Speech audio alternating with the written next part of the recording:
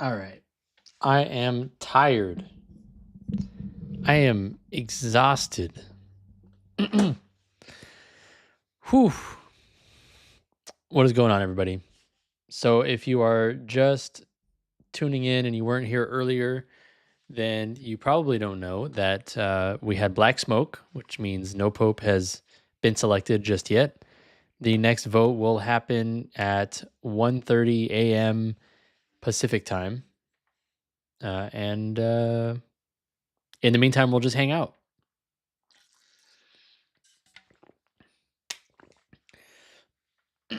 So, make sure to drop in the chat where you're watching from, how you're doing. We got Just a Catholic here. I got to reformat these again. It seems like every time I start a stream, I got to reformat stuff.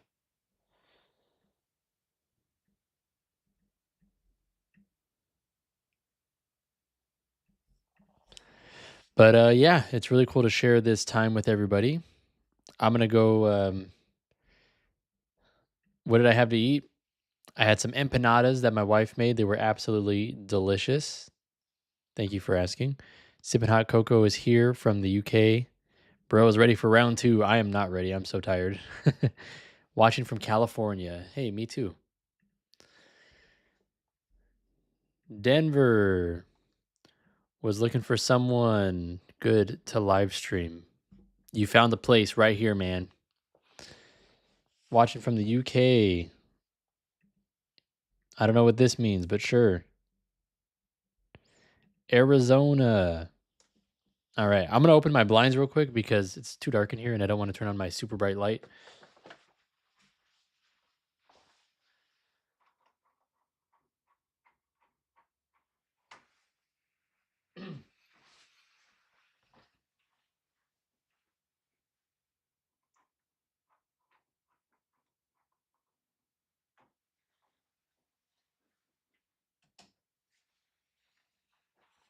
How's that?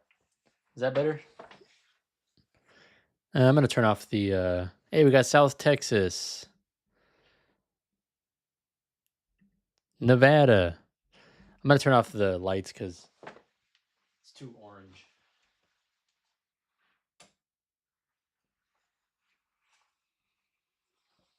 All right. King is in the chat. We got Georgia in the house. Let's go. Okay, so hopefully the stream isn't going to destroy my computer like it did last time. San Diego, beautiful San Diego. Pennsylvania. Some would say beautiful Pennsylvania. Just kidding, Pennsylvania. Don't be mad.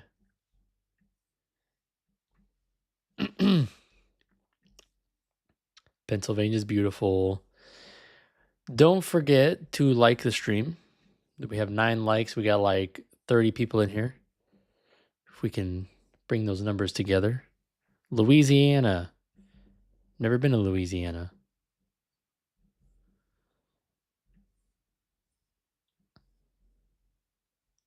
I love living in Sweden, having the same time zone as Rome and the Vatican. That's pretty cool. Can hop in audio. Nah, man, you got to be here video or nothing.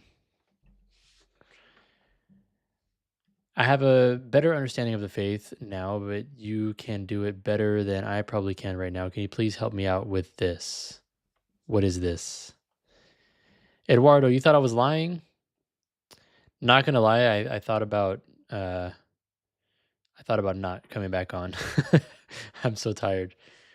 I'm an introvert, guys. I don't like to talk for that long.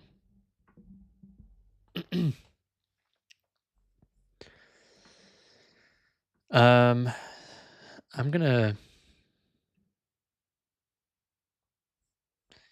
You sent it in the message above. All right, let me see.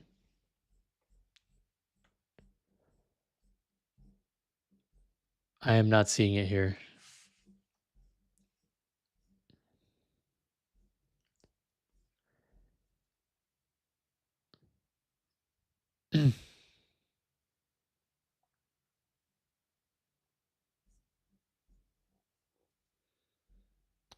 Watching from Kentucky.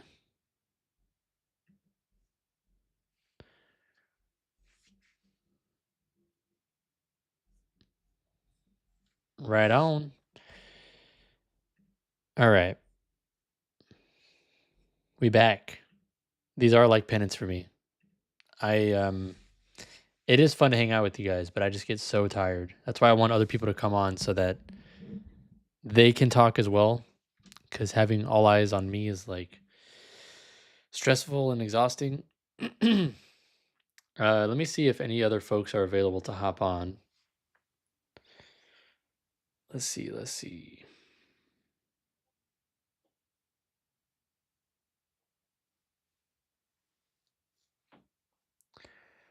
Do, do, do, do, do, do.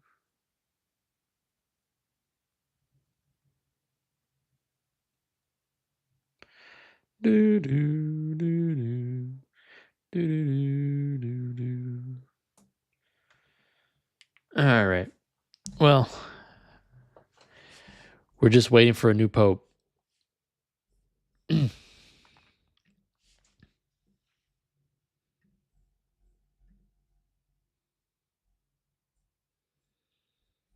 just waiting. Let's see what folks are talking about right now. So I'll show a quick clip of the smoke.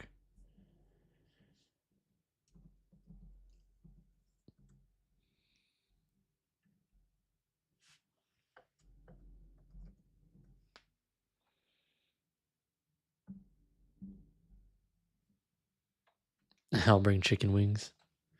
This is riveting. I know. I know. You just can't get enough.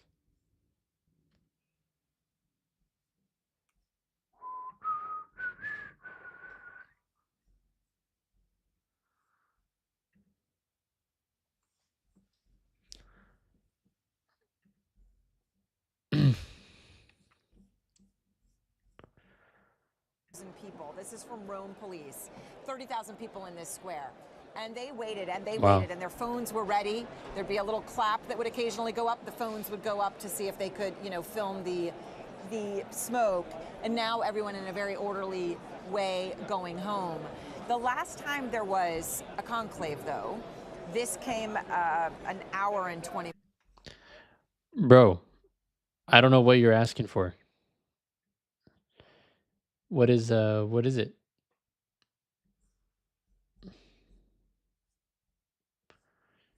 I couldn't find the message that you said you sent it in.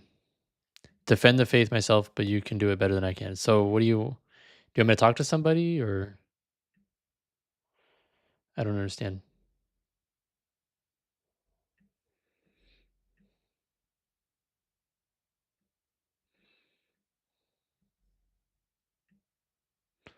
Let me reformat this.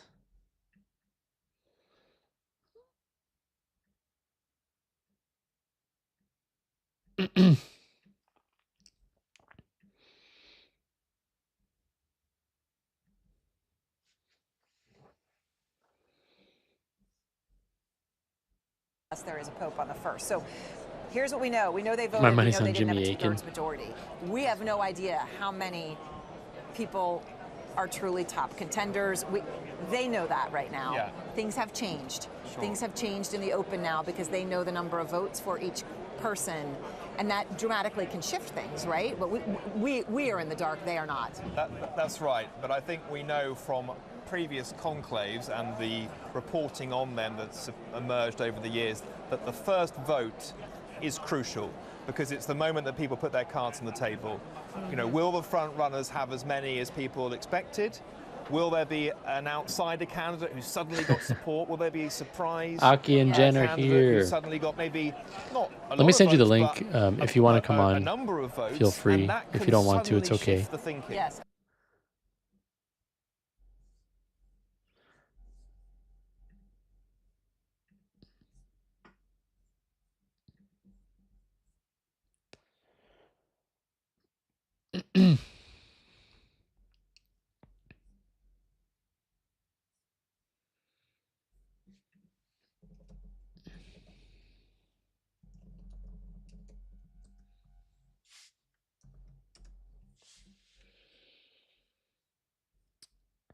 Journey to Sainthood.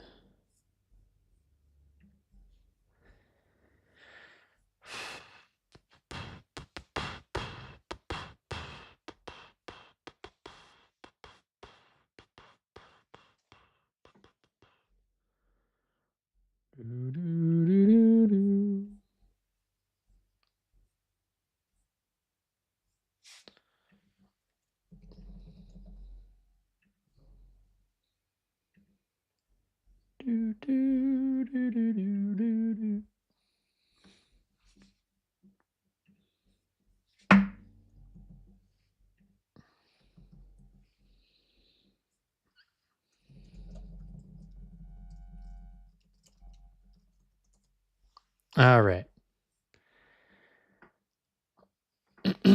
All these papal commentators making it sound like we're on ESPN. We got the draft, the Pope draft. It do be like that.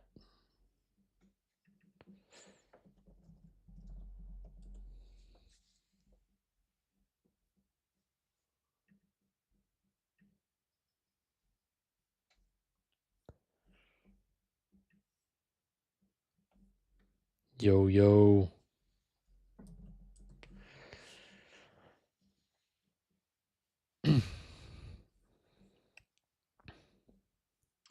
So I should be able to share my screen and stuff now. I think I know what was causing it to be slow before.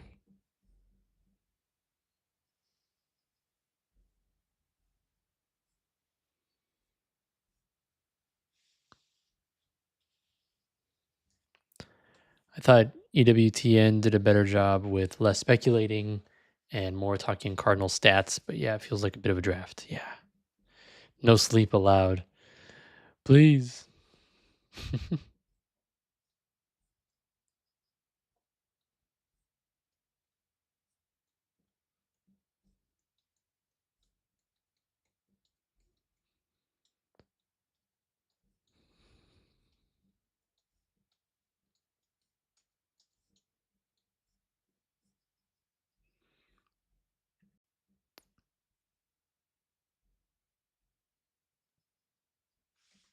All right.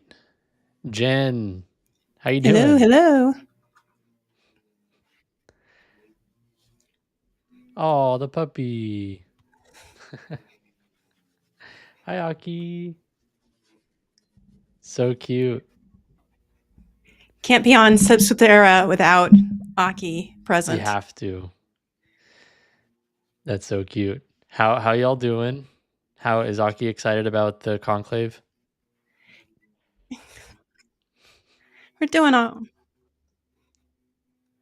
We're very excited about the conclave. Nice. That's cool. Any I don't know, any front runners, any kind of traits you're looking for in the ideal next pope? I think I'm in kind of agreement with Joe Heschmeyer. I don't know if you saw his video. He was kind of like the best pope would be the one who doesn't want to be pope. Yeah. Yeah, that is true. Have you seen the movie Conclave that came out recently? No, I've heard about it and I'm like, nah. Yeah. I had the same thought, but it was available for free. So I was like, all right, I guess I'll just watch it. It Yeah. wasn't bad, actually. It was actually pretty good, except for the ending, which was really dumb. But yeah, but that was kind of a recurring thing in that there was people that there were cardinals in that movie that wanted to be pope, and they were using kind of slimy tactics to get to that. And obviously, yeah, if you want to be pope, it's kind of weird. Yeah, kind of that ambition doesn't sound like it would be a really great quality to have in that Hmm. aspect, like the political ambition. Yeah, exactly. Like seeking status and things like that. Yeah. Yeah. Hallie's in the chat. Oh yay. Hey. So are you actually planning to stay on until you've got white smoke? Is that the plan here? I don't know. I regret putting that as the title because it was at first I was like, let's do this. And then as I was setting up this stream to go live again, I was like, I'm actually really tired already.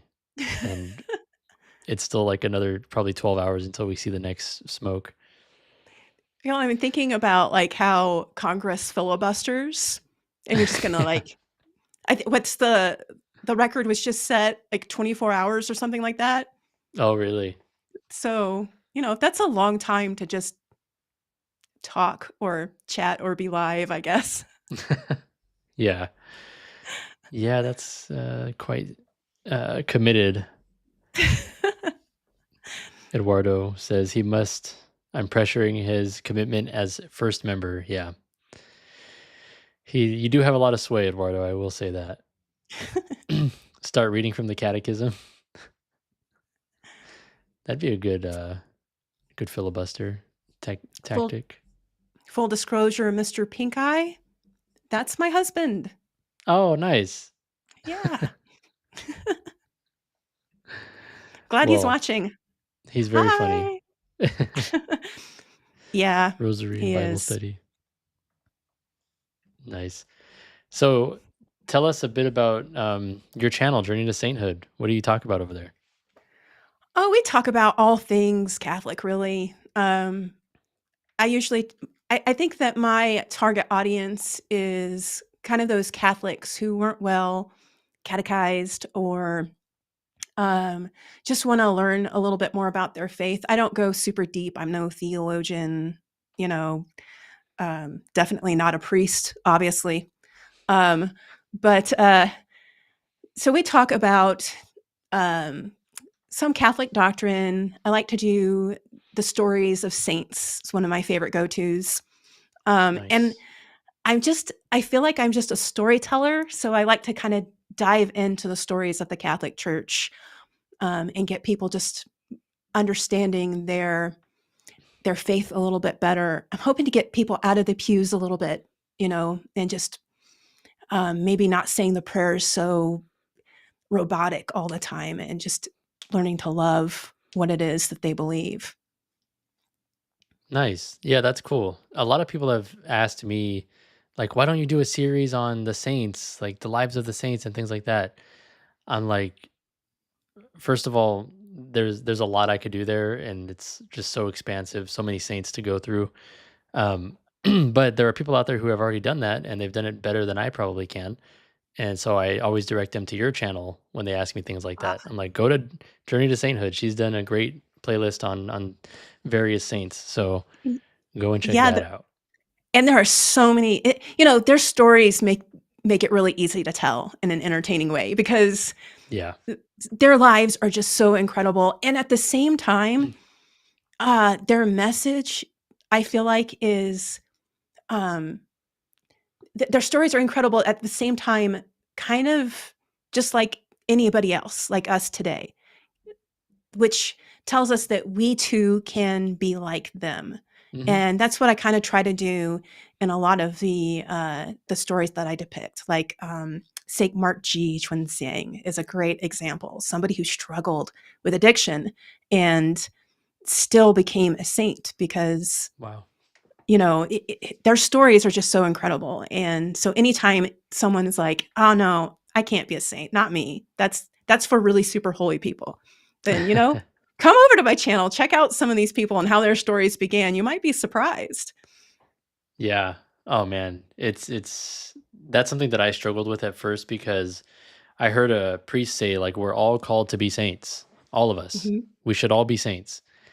And I'm just like, yeah, but not me. Like that's ridiculous. And then I look into some of these stories and I'm like, oh, they're just normal people that Yeah, fell and kept getting up and kept failing and kept relying on the grace of God. And that's really that's it. You just yeah, the people who have become saints are not necessarily the people who are more holy or like better than us, but they are the people who relied on God's grace the most. Is what exactly, what I've exactly. discovered in learning more about them. Yeah, some of them are just flat out holy people. Well, there are Like those, yeah. like, some are just like, wow, like, Gemma Galgani, for instance, was just Mm, notoriously known to be a very holy person. And of course, Saint Mary, I mean, sinless. You can't yeah. really compete with that. But, it's nice to hear the stories of some people who just really struggled, because that helps us, it gives us hope, I think, that we can be like them and become saints ourselves. Amen. Definitely true. Somebody asked here, what does it take to become a Catholic saint? It basically, really, all you really have to do is live a virtuous life. That's it. A saint just means that you're in heaven. To become a canonized saint is a little different. It's the process that you go through with the Catholic Church. You have the first step is to be, um, uh, you have a local investigation at your bishop, whichever diocese that you died in. Basically, is usually the one. Um, so that's when you become servant of God, is when they open up that investigation. The next step is the investigation gets sent to the Vatican. And if they believe that there's a cause to continue the investigation, you become venerable. So that's the second step. Third step is when, third step, there's two different ways to get to the third step. One is for a miracle to be attributed to you and you become blessed. The other one is to be a martyr. So you kind of skip venerable and you go straight to blessed if you were a Mm, martyr. Um, Once you're blessed, and it has to be once you're blessed, you have to have another miracle attributed to you. So last year, for instance, a miracle was attributed a woman who I think had a bike accident, I want to say, and a severe head injury that they were sure she was going to die. They were just absolutely positive any moment now. 6 months later, she was still alive, and her mom went to the tomb of Blessed then Carlo Acutis and left a prayer for him. And that same day, the injured woman came out of her coma. And when they looked for the injury, there was uh, no evidence that there had ever even been an injury. So wow. they declared that a miracle, attributed it to Carlo Acutis, which is why as soon as we have another pope, we can hopefully see him canonized. Yeah. That is such a cool story. Yeah, he's another example that I love to use. I have two um, very young adult boys. One's actually still technically a teenager, 19. And the Carlo Acutis story, I think, is great for young men and young boys to understand that they too are called to be saints and not just to wait till you're an adult. That's adult stuff. Yeah, yeah. Yeah, he's a great example. And um, one of the things that I always thought of myself before I was very religious, I was kind of like, being religious and being really into that stuff, that you do that when you're old. You don't do that right now. Like, I'm a kid, I'm supposed to have fun, party, whatever. But he's an example of somebody who is like, no, there's no better thing to do with my life than dedicate it 100% to God. And he did that, and unfortunately, had a early death, but he had no regrets about his life because of that. So if you want to have no regrets about your life, go ahead and live like that. Yeah. Well, and I think too, also a lot of time, he died of, I want to say leukemia, I think is what he Mm, died of. And it's sad, yes, but at the same time, I feel like that was part of God's plan for him, right? Is that if he had died later in life, as maybe in his 70s or whatever, 80s, he wouldn't be the example for teenagers today. It was because right. he died at 15 that he's Mm, able to be that example for our young men today, which I think, personally, you hear about young men coming back to the church, and I think he has a large part to do with that, his intercession. Yeah, that You is are so true. crawling into my she's crawling into my lap. Aw, Aki, so cute. Um, I heard that I've just kind of heard this. I don't know if it's been corroborated, but I've heard that his mom had a dream of him, of Carlo, and he told her that there's going to be a wave of new saints, a whole generation of new saints coming in. Um, have you heard of that? And I has that have heard been? of that. Yeah, I have not been able to corroborate that. I've not found any information on that whatsoever. So I don't know if it's just like I don't know where that came from or if that's true. yeah.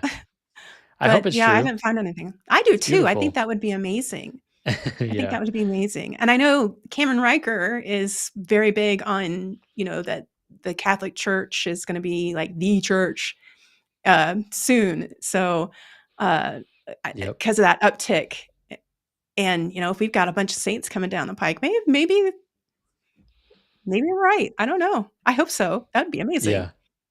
That would be great.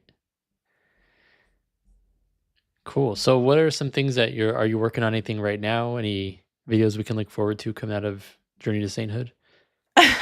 Yes. On Friday, I am doing a um, typology of the Old Testament Joseph versus Ooh, the New Testament Joseph, and it's going to be a quiz. So, see how well you know the differences between these two Josephs.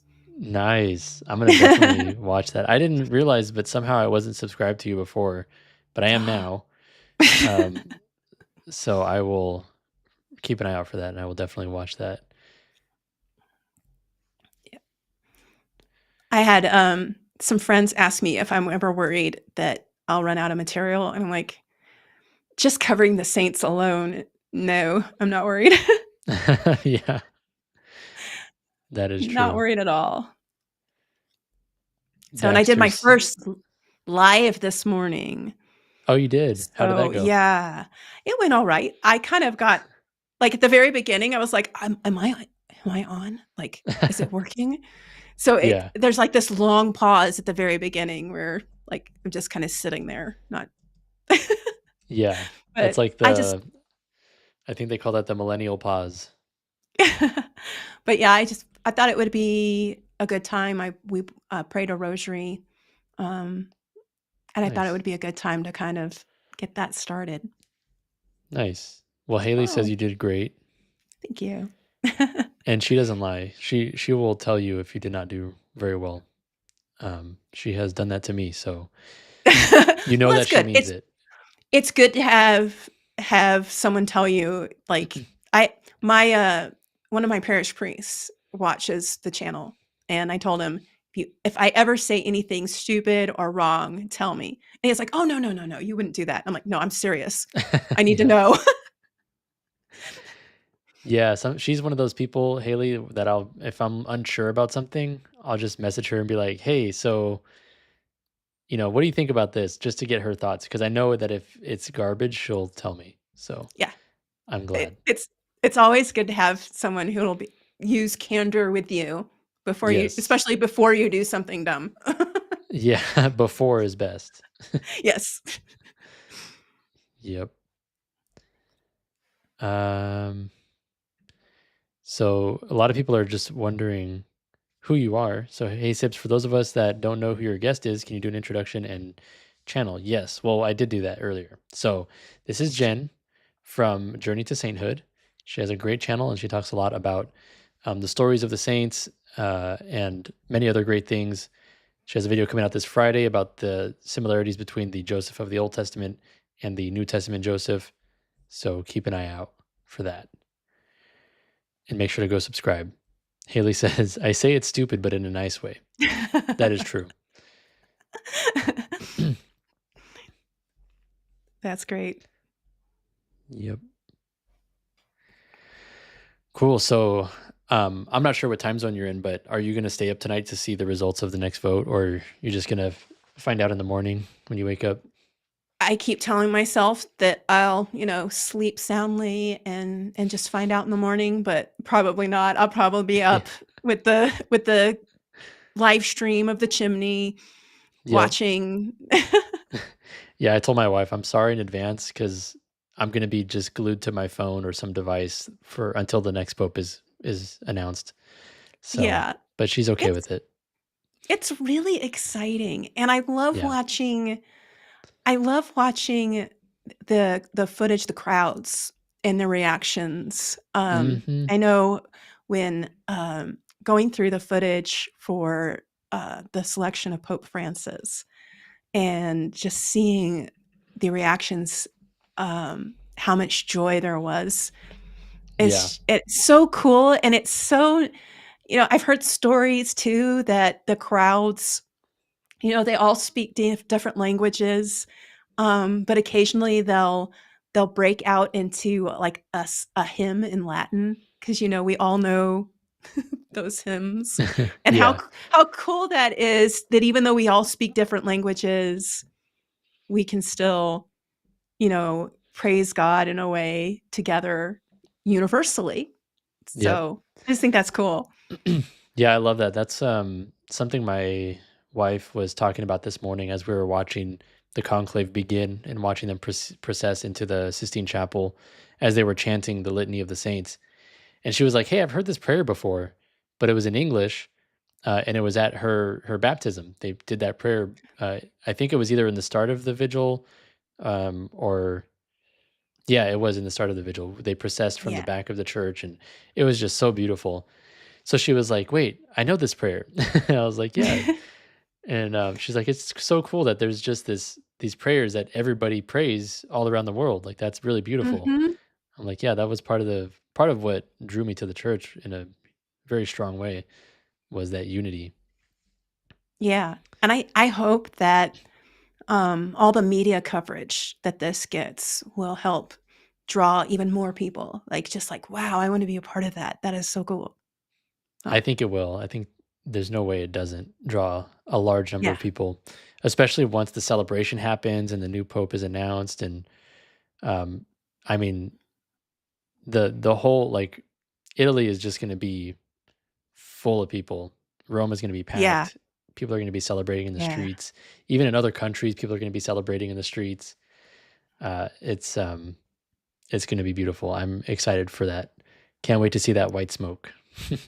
Yeah, I'm excited for it. Yeah. I want to go to a live shot of the Vatican right now. It's just blank, but or sorry, just empty. But this earlier was packed with. I think they said like 30,000 people were out there waiting, which is crazy. I want to go and find a shot of that.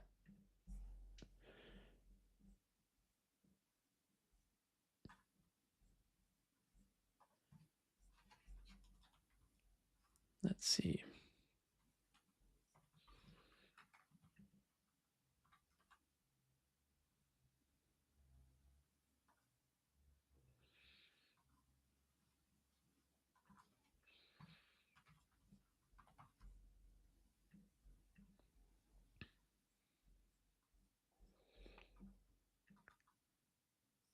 So this was earlier. I think it was about. Well, this was before the smoke. It was just jam packed there. Tens of thousands of people.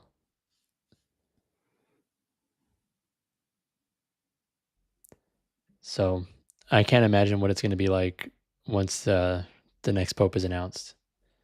Yeah, it's gonna be packed. I saw an interview, I think it was on EWTN, they had stopped somebody, one of the local people, and they're asking him questions. They're like, "Are you surprised by how many people are here?" And he was like, "Oh, no, this happens every time there's a conclave." Yeah. Oh, it's like once a week or something. Okay. Yeah. Uh, Yeah. I is mean, that church has been doing this for a long time. it was funny. Yeah.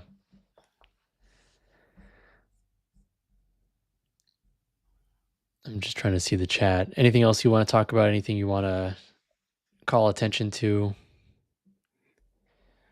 Um No, not that I think of. It's just mostly, come see Journey to Sainthood, check out some of the videos Yeah. there. Um, we're we're a small channel, um, but we're growing. I've been increasing some of I was doing a video a week, every Friday, and I'm starting to increase the amount I'm doing. Like I just said, I did my first live today. We prayed a rosary. Um, Most of what I do, though, is just informative, I would say, storytelling. And every once in a while, I'll do like a reaction kind of. Just, I try to keep my stuff positive. So, Yeah. That's good. We need yeah. more of that. Yeah, there's so many people out there right now doing the whole apologetics thing and how you're wrong and all of that. I'm like, we don't need another one of those. So I That's do what more I of do. like my most watched video right now happens to be me reacting to a Protestant saying, "This what he said here is right. We should listen." So Yep. That's funny. So Mr. Lepanto says Jen just put out some super cool merch. yes, that's true. I've got my mug right here. Ooh, nice. So it says on the other side, it says, "God wants more saints in His army," which I think is a good reminder when you're sipping your morning coffee. You can look right at it and remember that that's how you're That's so supposed to be cool. living your life. Yeah, I got to get some So merch yeah. going. And then he also says that there's a Saint concert tour shirt. Yes. That's So really cool. yeah, I've got my playlist called Footsteps to Follow. And so I took all the saints that I went over in the year 2024 and set it up like a concert t-shirt. So instead of the concert dates, you've got their feast dates. Um, Nice. so it turned out pretty well. I was pretty excited about it. So those are available at shop.journeytosainthood.com. So Nice. anybody's interested. Yeah, go check those out. I might have to check that out. That's really cool. That would be awesome.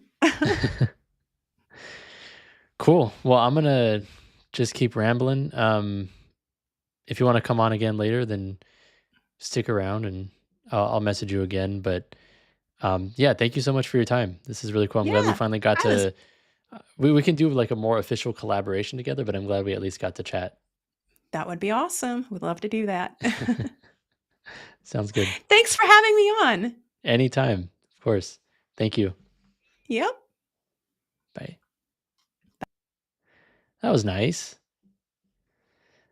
Her videos are really well made, by the way.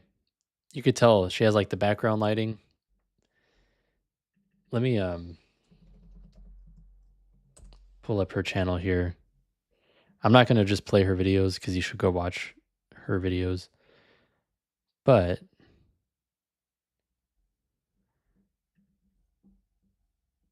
let me see. Oh wow. She has a playlist Catholicism in World War II. That's pretty cool.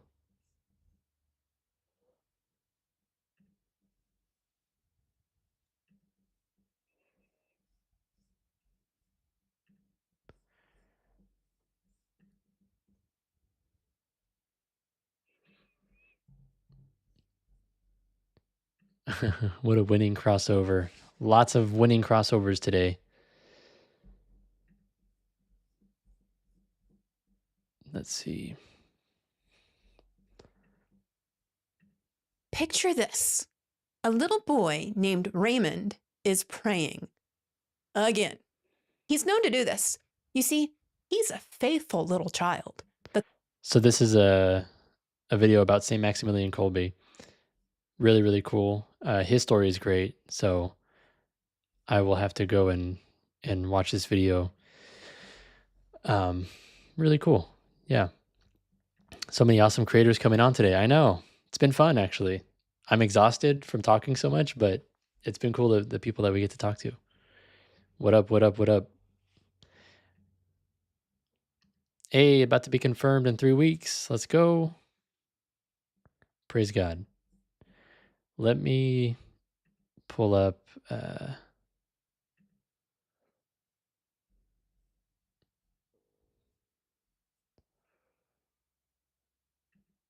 me see this.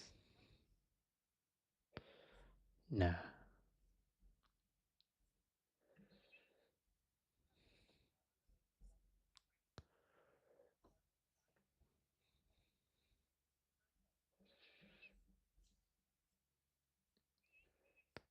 I want to see the opening ceremony for today's conclave. That was really cool.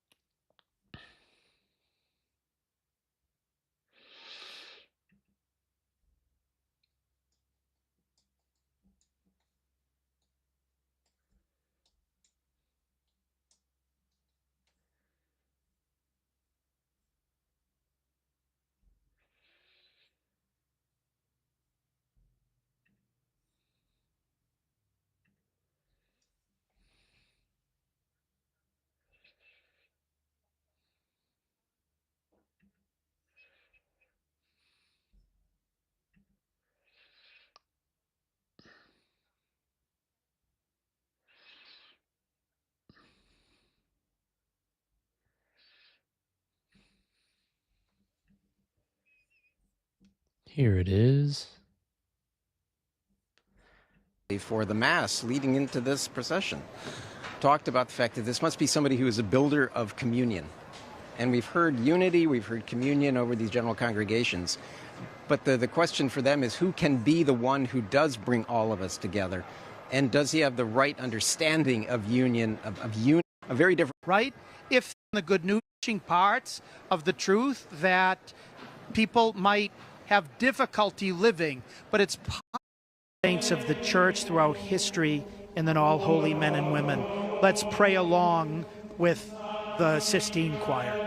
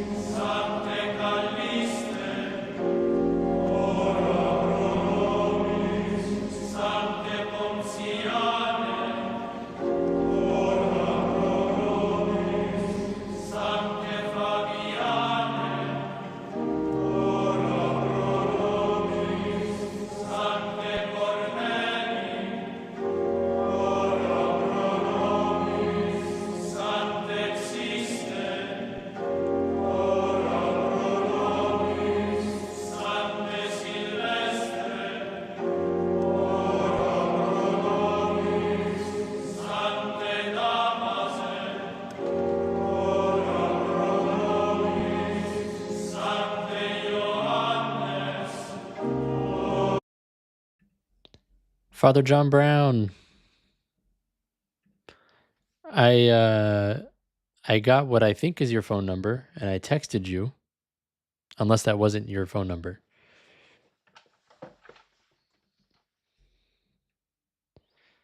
But if not, then I can try to email you.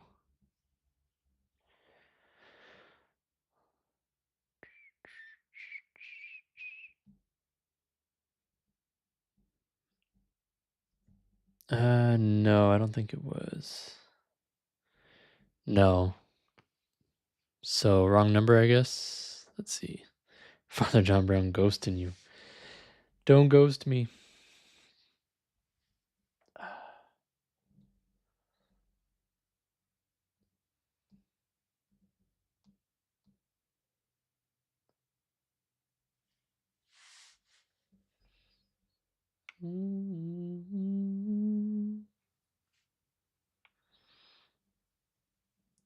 I will send an email to what I think is your email.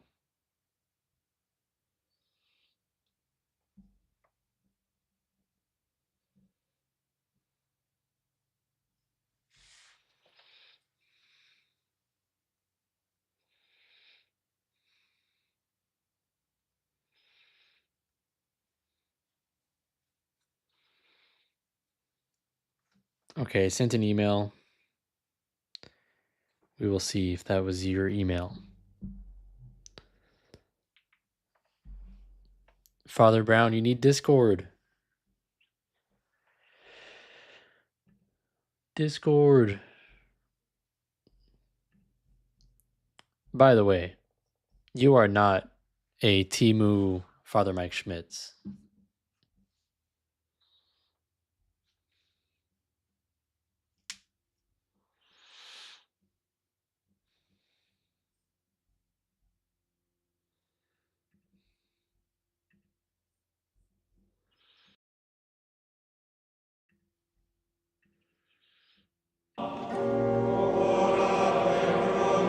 He said that, and I'm like, nah, that is not true.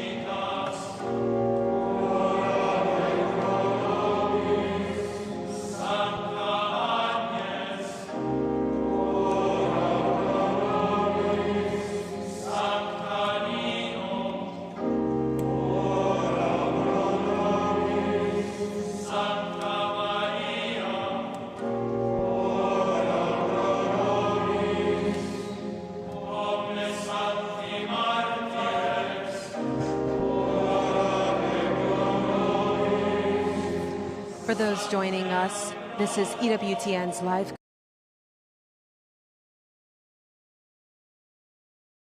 All right, I don't think I have your email then. If you want to email me, I have my official like Sips with Sarah email. Let me see.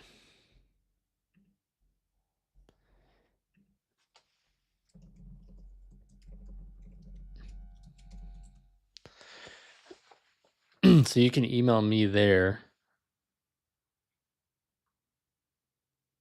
And then, yeah, we can go from there.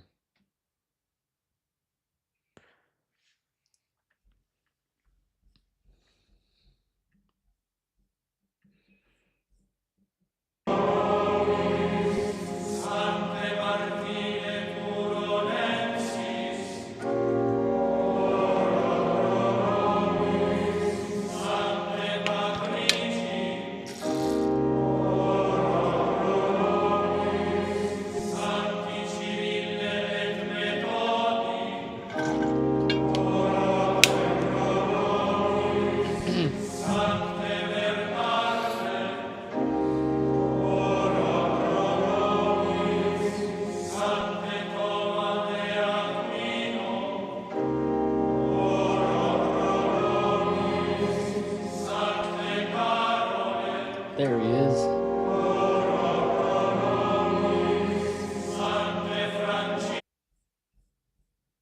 All right. I got your email. Let's do this.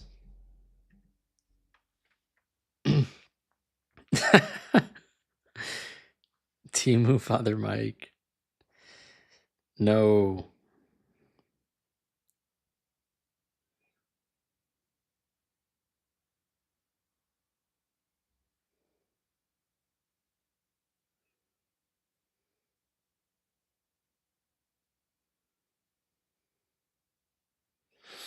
I think you probably couldn't share your email before because YouTube doesn't allow you to post links, I think. So I emailed you back the link, and we can get the superior version of Father Mike here in a second.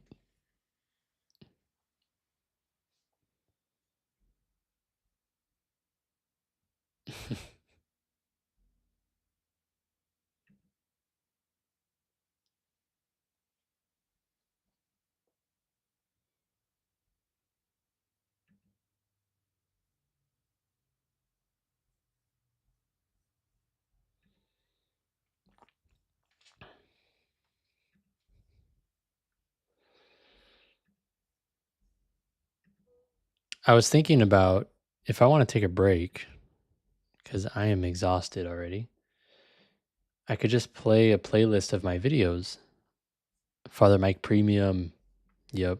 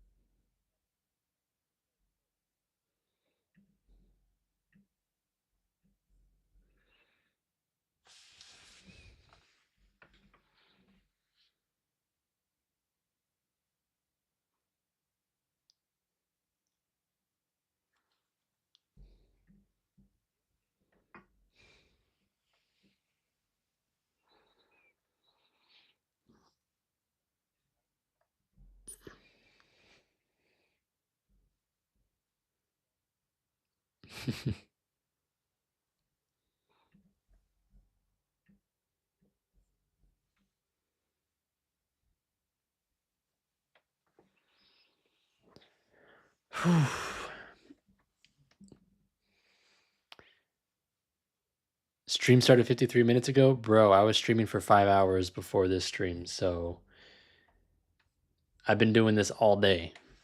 I took a 30-minute break to go eat.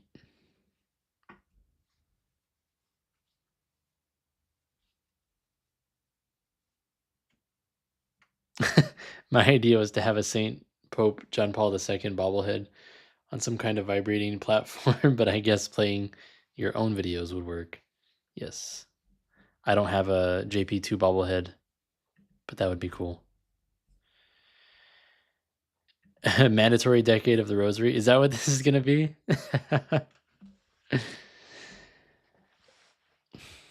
$1 equals one Hail Mary.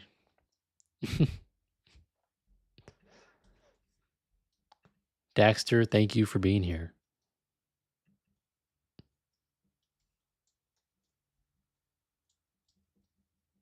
How long will the conclave last? Probably until maybe Friday. I think the Friday is the latest.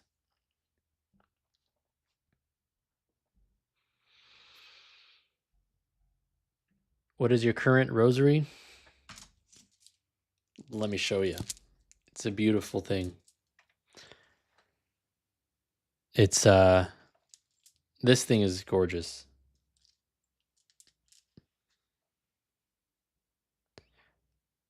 So this, we actually have a link in the description, and if you use code Adrian10, you get 10% off.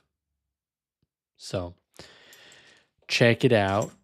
Meanwhile, we have Father John Brown right here. Hello, welcome. Oh, hey, thanks for having me. This is great. Thanks for being here, man. It's we've never really gotten to speak together. Like we Yeah, I interact in the think you're comments right. all the time. This feels like a Jerry Lewis telethon for you, huh? Yeah.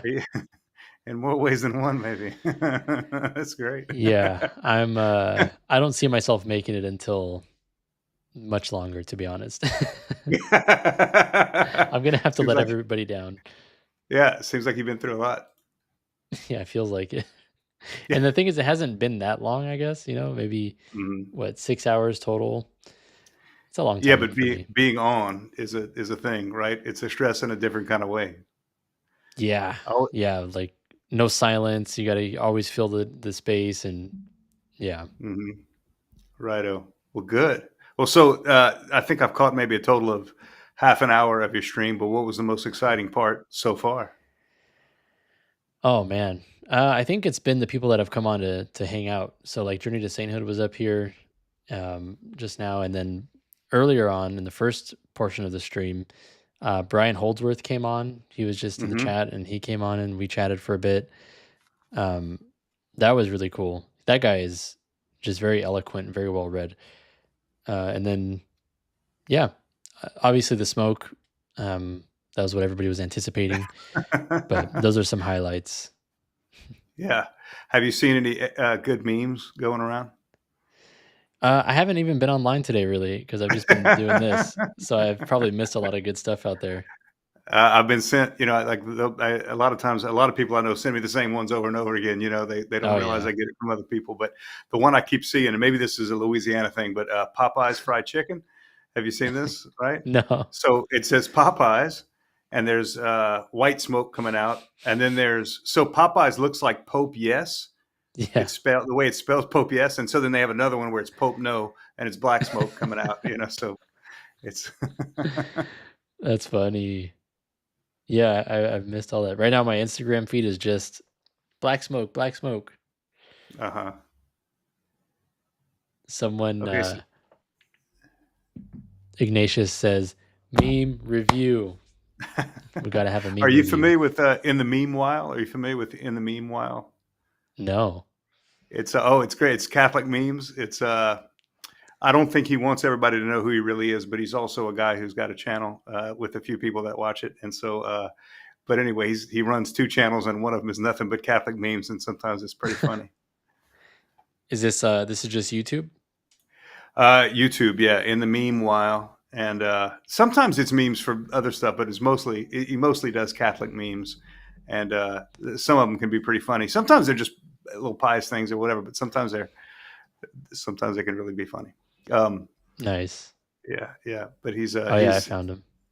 yeah, he makes like this artificial voice, so you can't tell it's him because again, like he's got this more reputable channel out there that he doesn't. Makes sense. He Yeah. doesn't. I don't think he wants everybody making the connection. Yeah. I get that. Hmm. I'll have to check them out. These videos look interesting. Catholic memes for after confession. Hmm. That's funny. Yeah, so I've done some perusing on your channel as well. I've seen some of your stuff and it's really good. What how often are you putting out videos? What are you working on? Lately, hardly, right? So there are seasons in the job that I have, and so some seasons I have more time to be able to do things like make videos. Other times I don't, and lately I have not had the time to do it. So I've got one or two little videos up here and there. It seems like whenever I put out a lot of videos, I don't get a whole lot of views, and when I put out just a few videos, I don't get a whole lot of views. So either way, I've got a very small crowd, small but dedicated crowd. Nice. And when you do put out videos, what are you normally talking about? Okay, so I put out a whole bunch I did one Advent and one Lent where I put out a little 5-minute video every day. And so that kind of constitutes the volume of a lot of what I have. But then other topics, especially like related to the Society of Jesus, the Jesuits, or to something else I've been looking at. Like I made a video recently about the Greek roots of the Eucharist, right? That everybody's always talking about the Hebrew roots and everything, but I think the Greek roots are just as interesting and just as helpful in understanding what the Eucharist is all about. And so, just whatever. Usually, it's some project I'm already working on, some kind of way in some other part of my job, and so I sort of double up and quickly make a video about whatever else I've been working on. So, That's really cool. I've never thought about the idea of like a Greek background of the Eucharist. yeah, I think it's everything. I think it explains. I think it just kind of. I hate to Yeah. say it ends. It ends the conversation, but it kind of does. It sort of like puts a stop to all the nonsense ways that people understand it. And it's to me, it's just clear as day. And I'm surprised more people don't do it. I'm surprised more apologists don't look at it. I kind of understand why, but I'm surprised more apologists don't push through it. Yeah. So it ends the conversation as far as like whether it's symbolic or the real presence or Yeah, yeah. I mean, the whole talk about symbols, and I think some people have spoken about this. It's really the modern mindset that understands categories as real and not real, and physical and immaterial, and Mm. the sort of categories we're all speaking from right now are not the categories of the people who wrote Scripture, of the Septuagint, which they drew from, right? So just to kind of quickly sum up what I would want to say about it is that there is in the Septuagint this in the Hebrew scriptures, they use the word memory all the time. I forget what the Hebrew word is for remember or memory or that, but basically every time that word comes up in the Septuagint, they use the Greek word mnemniskomai or some derivative of that, which is to say to remember. With the exception of like they do this like 140 times, right? Mnemniskomai. But when it comes to 3 times in the Old Testament and then twice in the New Testament, they use this word anamnesis. Mm. And anamnesis is a very specialized theological word that doesn't really translate into remember. It doesn't translate into anything. It's a special theological word that the Platonists were used to using. And I'm not suggesting that like the Hebrew people, the Jewish people were into Platonism or that the first Christians were Platonists. They weren't. But the vocabulary they used, they borrowed like the metaphysics of Plato to a certain degree. They borrowed those to be able to talk about the Eucharist. And that word anamnesis is very different from just remember. It's the word anamnesis was the word that Plato used. He believed that there were 2 worlds, the seen world and then the world of the forms. The world of the forms was invisible, but everything that you see in the world and recognize it as a thing gets its thingness from this other world, right? So it pulls out of this other world the essence of what it is, or the substance, the essence of what it is, or the substance of what it is. Mm. So if I see a cat, it is not just a bunch of cells and water and all these other things like that. It's a cat because it's drawing its catness from the Platonic ideal cat. Okay. Got it. Yeah. And when you did that, when you draw from that world, you are unforgetting what you, according to Plato, he said you would have remembered before you were born, really before you were conceived. He said Whoa. before you were conceived, you lived in the world of the forms. So all you knew were Platonic ideals. And then you're born into the world and you forget all of it. And so you slowly but surely learn things by recovering your memory. So the word remember and the word learn and the word sort of like discern is for you to like pull all those things from that world, right?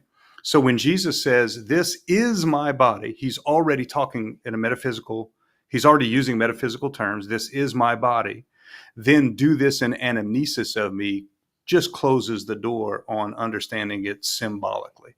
When he says, "Do this in anamnesis of me," he's saying that the form, like the bread that you see, is not what it is. There's really something else here now, and the something else that we're drawing from makes this something else. There's there's a reason why Catholics go with transubstantiation, right? There's a reason why we use that to explain it, but it's right there in Scripture with the word anamnesis. It does not mean remember in the normal, usual sense. It means remember in the at least quasi-Platonic sense, That's That's a really big interesting. explanation. I said it was going to be fast, and instead I probably took 5 minutes. So, No, that's really cool. Yeah, because what I've realized after looking into all of this stuff is that um, I think there's a this is going to sound controversial to especially if people are Protestants watching this, but there's actually a good argument to be made that maybe we shouldn't all just be interpreting the scriptures for ourselves, because everything you just explained completely changes the way that we understand that one word, remembrance. If Mhm. you understand it like you just explained it, then remembrance doesn't mean the same thing that we think of as remembrance in our day. Because words change meaning, and sometimes when you translate a word from another language into English, it doesn't retain the same meaning that it had. Words change meaning, and we change the way we think. Like, we see the Yeah. world differently than they did in the medieval days, than they did, and that they thought differently from the ancient, what we would call ancient, days. And so there are big shifts. The Cartesian revolution, right? So Descartes really kicked off a very different way of thinking that we are all inheritors of now. And so we, for example, believe that you put ideas to the test by being skeptical, and you try to disprove things, and whatever's kind of left standing at the end of trying to disprove something is the best way to get at that information. That's very different from before Descartes, where they had a much more of a sort of a respect for wisdom. So, like, the older something was, the more helpful it was, the more reliable it was, the older it was. Since Yeah. Descartes, like, the older it is, the less reliable it is. You want something to be new, because that means more time to have tested the idea and tried to deconstruct it. Those are radically different. It's not an exaggeration to say that we can't really understand the mind of a medieval Christian or the mind of an early Christian without a lot of work. And those early Christians had adopted the vocabulary of Platonic thought for the way that they used to describe. I mean, when they wrote the Septuagint, when they translated the Septuagint, they were thinking at least a little bit like Platonists whenever they were Hmm. writing those words. I'm not saying that they were Platonists; they were not. They had big disagreements with Platonism, but their vocabulary was shot through with Platonism. I mean, they were using Greek they were translating things into Greek, and sometimes, like, the Hebrew words were multivalent. They had some meanings that they had, the same word can mean different things, right? So zakar, that's the Hebrew word for to remember, and the word zakar is, sometimes that meant to remember, like to recall a thing in your brain, like to take things that you had forgotten and pull them back together in your brain and form a thought in your mind. But also, zakar occasionally meant to pull from this unseen world a reality and make it present. And when you just read the Hebrew, you can't see where it does and doesn't do that. But the Septuagint translators knew when those words were being used differently, and they used different Greek words to translate them. So they had Yeah. that special word anamnesis. They use it, I think, 3 times in the Old Testament. Once is talking, and it's always a liturgical thing, right? So they would use the word anamnesis for liturgy, because liturgy was to designate what they were doing as a special thing. So you can burn incense because something smells bad and you want to cover it up with the smell of incense. That's different from making an offering of incense. And so when they wanted to designate incense as making an offering of incense in a liturgical way, that's when they use the word anamnesis. That makes sense.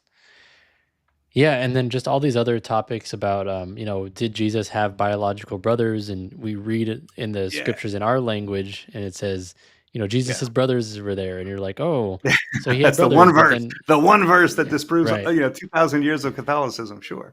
Yeah. right. But then you go back and you read some of the early Christians who spoke the same language that the scriptures were written in originally, and they don't seem to think that that meant biological brothers. So Yeah. I just see this really like, And we know are it doesn't even mean that right away anyway, right? So if you just look for more than a second, we yeah, don't believe, not even people who don't accept Mary's perpetual virginity would still say, I don't believe that those were full-blooded brothers and sisters, because that would mm, mean they had multiple incarnations, right? So they believe at the very least that the scriptures mean, at the right. very least, half brothers and sisters. So they're That's true. I hadn't even already, considered that. yeah, they're already having to give up part of what their argument is. Yeah, I'm that's a sorry, really good I'm point. not. No, Yeah, no, yeah. So all of this, I'm just like, it kind of makes sense that maybe we are not, especially being 2,000 years removed from all this, maybe we're not best equipped to just read the Bible ourselves and then my first understanding of this scripture is the correct understanding of this. Like, actually, in light of all this, it makes a lot of sense to have an authority like the Catholic Church to, um, you know, to guide us in some of our interpretations of Scripture. Without a doubt. There's also the sense too. I think that we have to recognize that we are given a faith, and then we seek to understand it through theology, right? We faith seeking understanding is really the kind of common definition of theology, right? So very often we say, well, what I'm going to do is I'm going to present all of the arguments. I'm going to lay them all out in front of me. And whichever of those arguments seem the best, that will help me choose the religion that I will follow.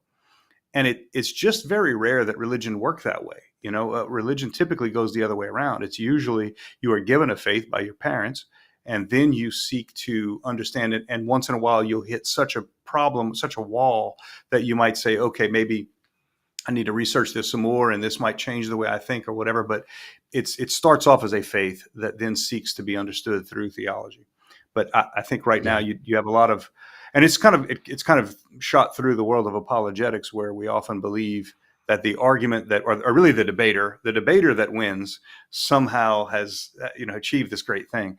And it's so unfortunate, because don't put me in a debate with anybody, because I'll very likely lose, even though I would still say that I think that what I believe is true.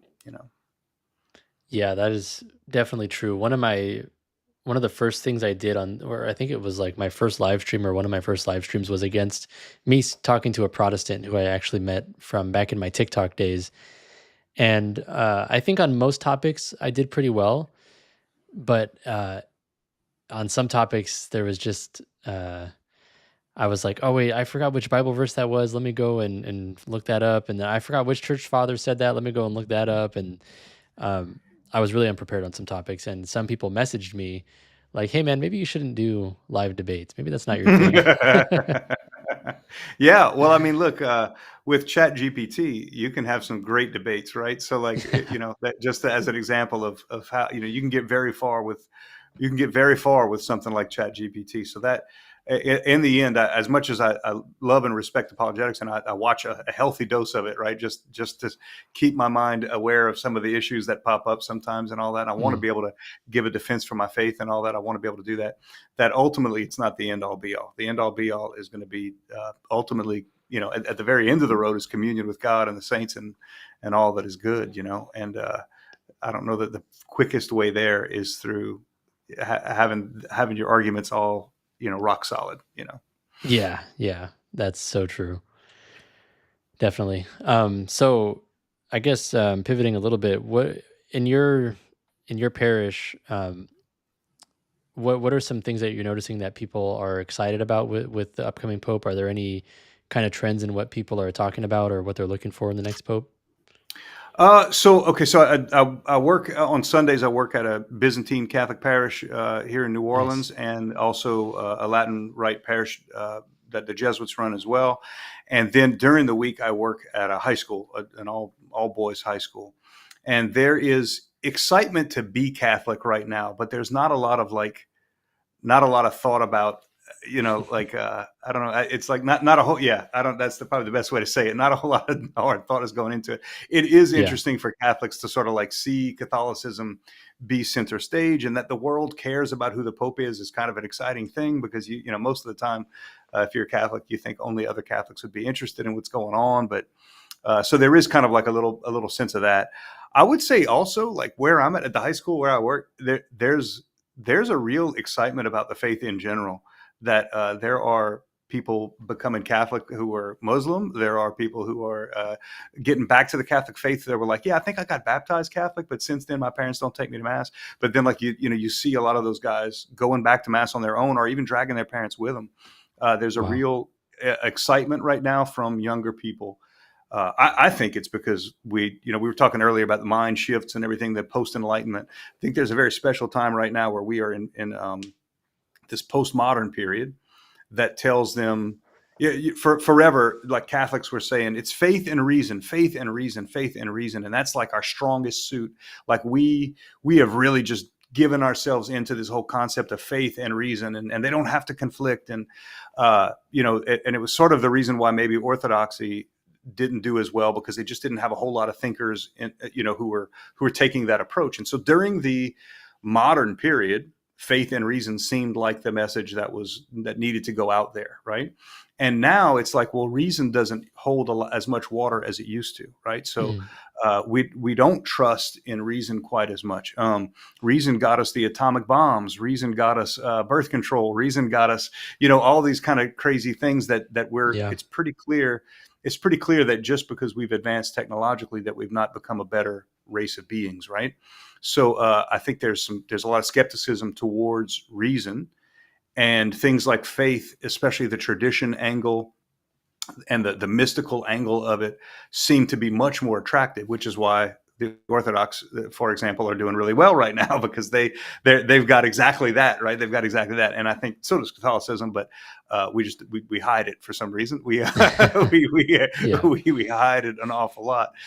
So I think that there's some excitement for the church right now, some excitement for tradition, some excitement for, I mean, we had an all school mass this morning, and, there's incense, there's a little bit of Latin chanting. There's, it's a very, everybody's on their knees, for the, anaphora. There's everything's, this is not the church that even I grew up in the 1990s when I was a teenager, where we were really pushing as far as we could, like, how close to Protestants can we get and not be Mm. Protestant? That was what was presented to me. It was like, look at how we can do concerts at mass too. Like we too can do this. I never liked it Yeah. when I was a teenager. I never thought it was very, very good. But I don't know any young people today who want that. They Yeah. might still want it, but they just don't want it. They might want it, but also desire to have like a reverent mass that isn't about entertainment. So they want to be Yeah. entertained, but just maybe in a different context. So I think of like the big Sikh, I don't know if you call it a retreat or whatever, big Sikh conference, and focus missionaries and all that kind of stuff. And those guys are obviously very popular, and they should be. They're really good.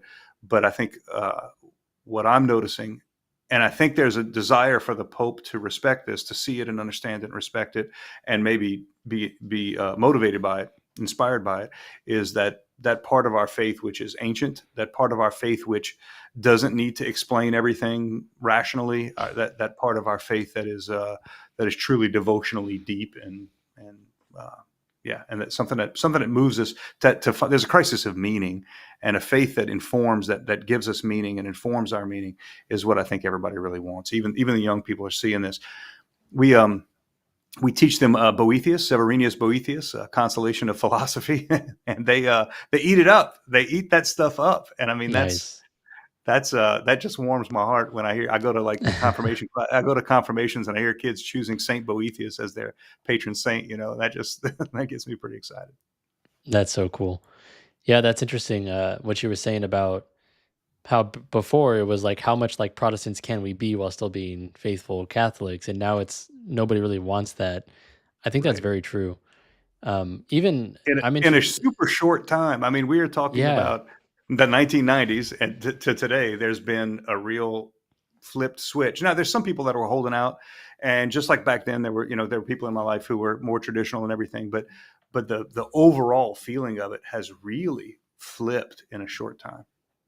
Yeah, I mean, that's good. So I'm a catechist at my parish, and there's a lot of people coming in from Protestantism. And when I get to some topics that I'm expecting, maybe some pushback on, because if you're coming from a Protestant tradition, you might question things like the papacy or the Marian dogmas, or even the real presence in the Eucharist. You might be a little bit standoffish about some of those things.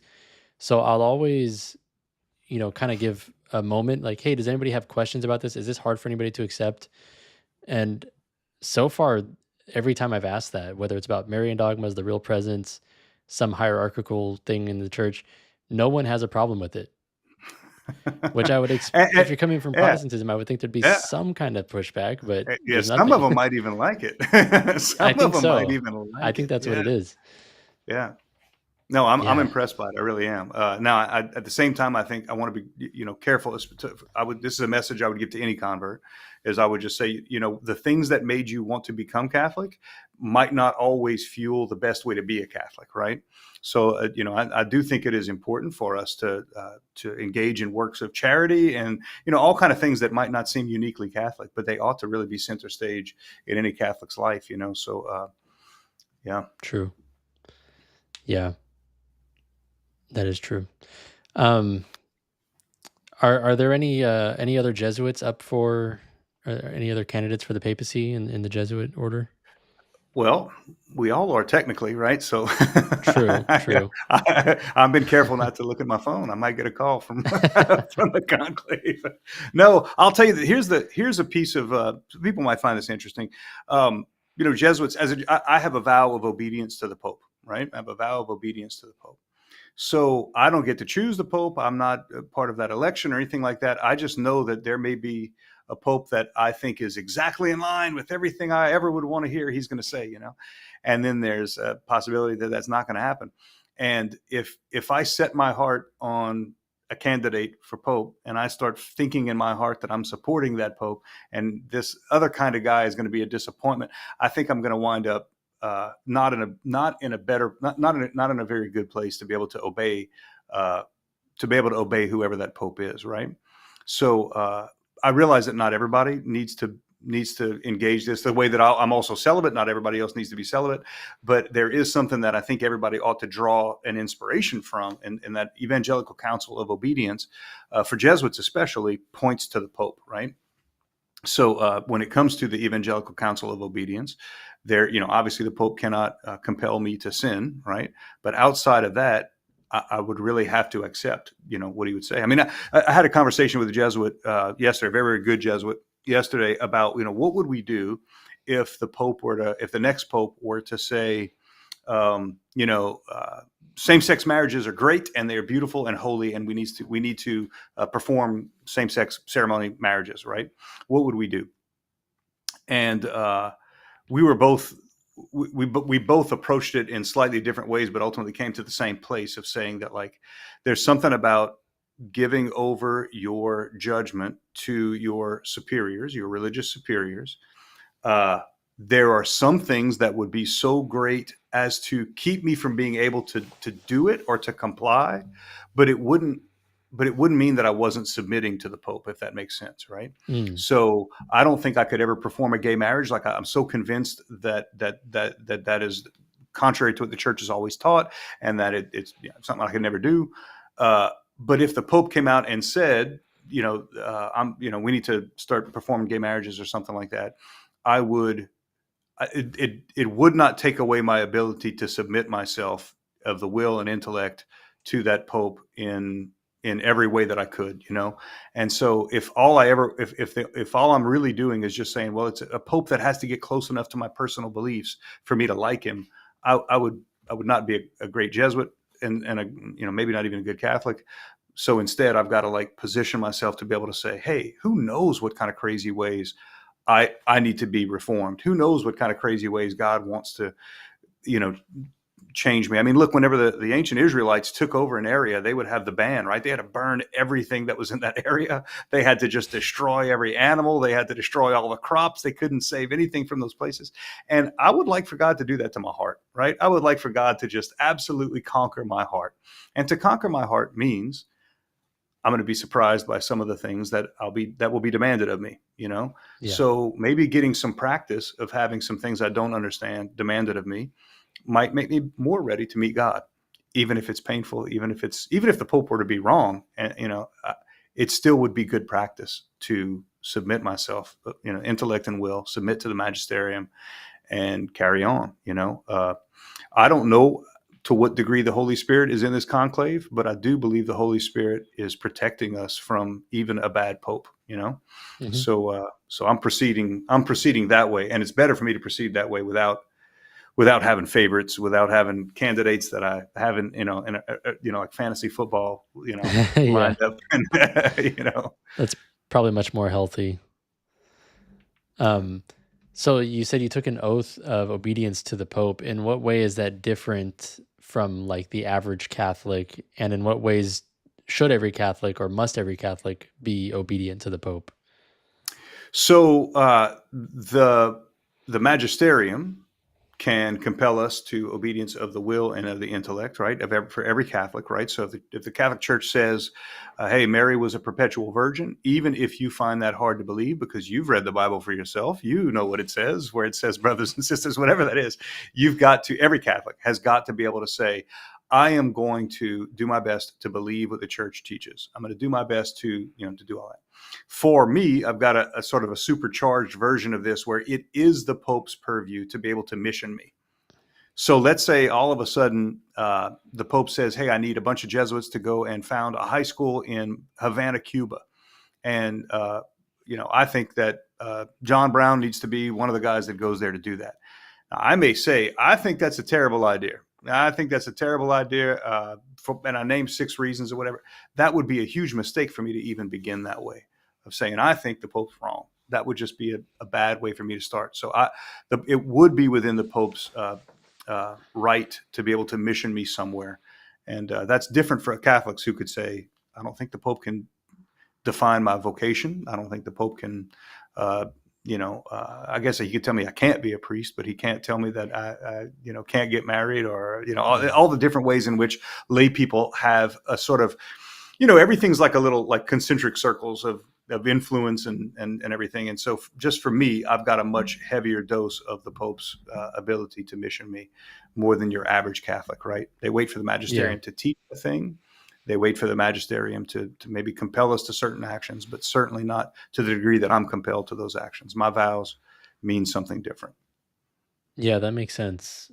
So it's like rather than just being submitted to the Pope in intellect and will when things are dogmatically defined, for example, it would even be something that affects your day-to-day life, where the Pope says, I'm going to move you from here to here. Right. That's for right. the foreseeable future. That's interesting. That's right. So the Pope Francis himself was a good example of this, right? So Pope Francis was a Jesuit who took a vow of obedience to the Pope, to the Supreme Pontiff, which included. There's also another vow that some Jesuits take that say basically we will never ambition for an ecclesiastical step up in the world, right? So we will never ambition to be honored, to be a Monsignor, to be a bishop. We will never try to become a bishop. And in fact, we basically vow not to become a bishop unless the one who can command us commands us. So in other words, unless the Pope calls and says, okay, in other words, like I would never say, well, I'm not trying to be a bishop, but feel free to put my name in the hat whenever you're deciding, blah, blah, blah. Like not even that. I mean, I would need to be compelled to do so by the Pope. And so Pope Francis, at some point when he was Jorge Bergoglio, got a call and said, we need you to be, I think he was an auxiliary bishop for a short while and then a bishop. And so he was compelled to basically leave the Jesuit way of life to go embrace a different kind of way of life because the Pope compelled him to do that. I don't think I think your average Catholic cannot be compelled to receive a sacrament like ordination, right? So that would be an example of a split that way. Interesting. Okay. And so I've done videos in the past about how even if the Pope were to say something that on its face sounds ridiculous to us or sounds false, I still think we owe the Pope an element of respect, a level of humility. So even if the Pope says something that we think is false, we should try to interpret it charitably.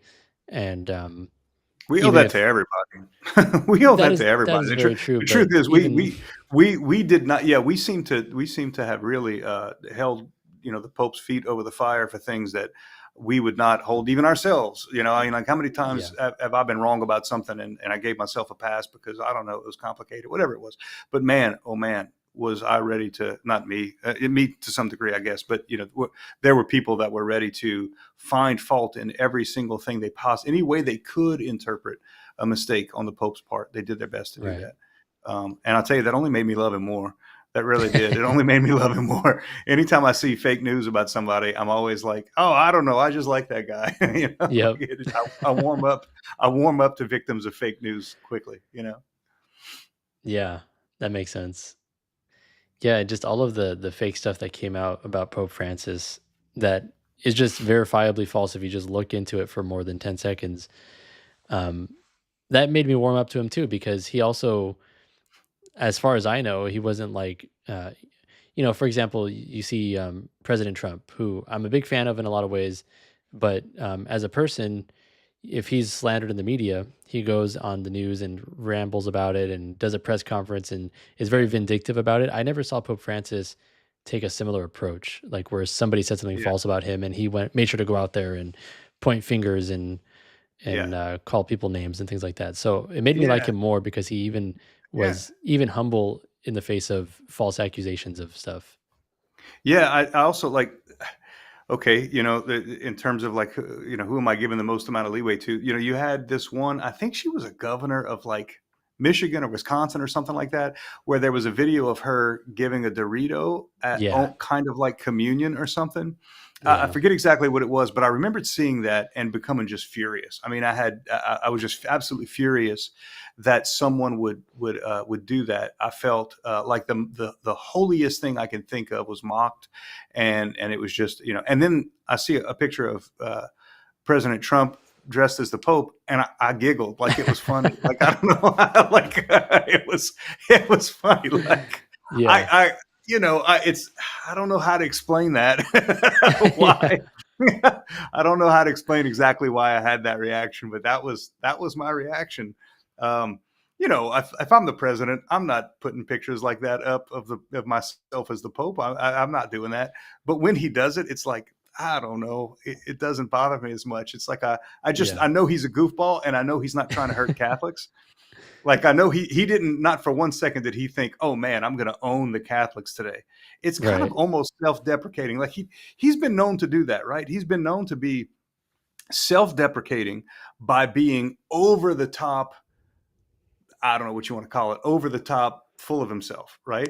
And right. so when he often speaks, and I kind of do the same thing. I tell people all the time, "Oh, I'm kind of a big deal," like it's obviously sarcasm, right? I'm not a big deal, so I tell people that I'm a big deal as a joke, as a way of bringing up the fact that I'm not a big deal, right? Or That I makes make jokes sense. like this all the time.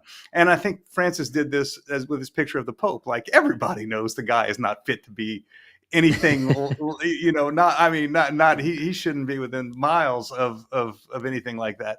And he knows it Yeah, too. And so he makes a joke about himself by putting up a picture of himself as the Pope versus this, I don't know who it was, who the person's name was, but this, I think she's a governor, mocking the Eucharist, where it was like, oh, I think she thinks she's better than all these people who receive the Eucharist on their knees on the tongue. Like mm, I yeah. think she's legitimately making fun of piety, and it just made my blood boil. So I I get don't know. that. That's how I read it. That's how I read it.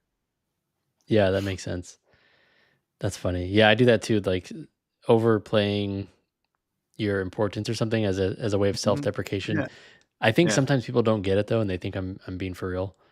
I'm like, I, no, I wait. thought everybody got the joke. I thought everybody got the joke. And then one time somebody, like it got back to me through two or three people. They were like, such and such said, you're so full of yourself. Because apparently you told them you were a big deal. I'm like, oh my goodness, I can't believe they took me seriously. I can't Oh believe, man, I can't believe that even for a second they took me seriously when I said I know. that. Yeah. Do a lot of your parishioners, do they know about your YouTube channel? Yeah, yeah. I think that might be the handful of views I get. So yeah. Yeah, I think they know about it. I think you know, uh yeah, I think the people that basically watch my YouTube channel are people who might just need a break from some of the more bombastic stuff out there, or some of the more, some of the fights, or some of that Yeah, kind of stuff. So I think that's basically what I get. Is I do my very best to stay away from clickbait. The closest thing to clickbait I've ever gotten are the only videos I have that got thousands of views, right? So, so it's like there's a big temptation to, that's to how it always works. do. Yeah. Like I think my most viewed video is why the Jesuits have a bad reputation, and boy, do people want to, hear that. They want to watch that video, for whatever Yep. reason, right? But nobody wants to watch a video about the symbolism of feet being washed at the Last Supper. They just don't. People just don't care. It's true. So. Yeah. Is it ever But weird? good thing is I have a day job, so I don't have to get a lot of views on my videos. So that's nice. I can do what I want.